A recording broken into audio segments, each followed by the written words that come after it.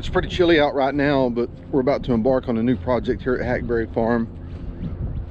One of the things that's kind of bothered me about the place, it's been a hay farm forever, and the hay really doesn't bother me as much as it does it's a monoculture. So starting today here in January, we're going to change all that.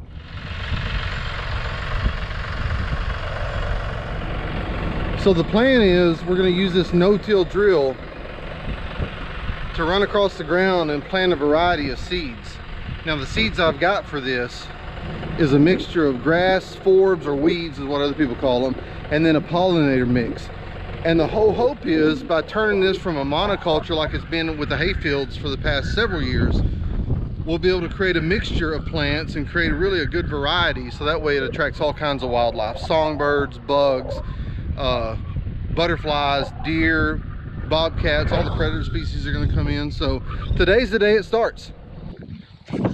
So now that we've got everything hooked up, we're putting the seed in the seed box, and we're being real careful with the seed because this stuff is almost like gold. It's about $200 a pound to plant this mix that I'm planting. So Ryan's up here and trying to get the seed boxes evened up, and then once we get this filled up, we'll turn this drill on, get the tractor going, and hopefully it won't take us too long to get it planted.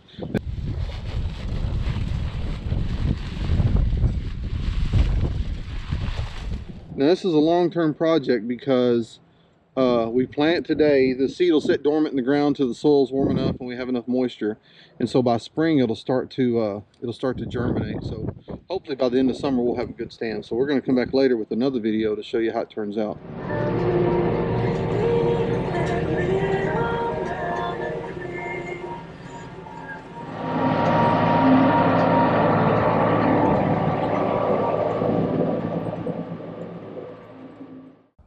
So last Saturday I made 3 rounds on this field and figured out after the 3rd round it's still a little too wet to plant. So we waited until now it's Tuesday to start planting and see if the ground's going to dry up a little bit. The problem with the soil we live on is really tight clay, and so because of that, if it's a little bit wet, it balls up. You know how Play-Doh does. This really balls up on all the machinery of the drill here. So again, I think it's going to be dry enough. It better be dry enough because we're going to do it one way or another today. It's supposed to be raining pretty good tomorrow, 4 to 5 inches over the next couple days. So even though that rain won't germinate, it's still too cold to germinate, it'll at least get everything packed in, and then so hopefully this spring when we come back, we've got a really good stand of native grass.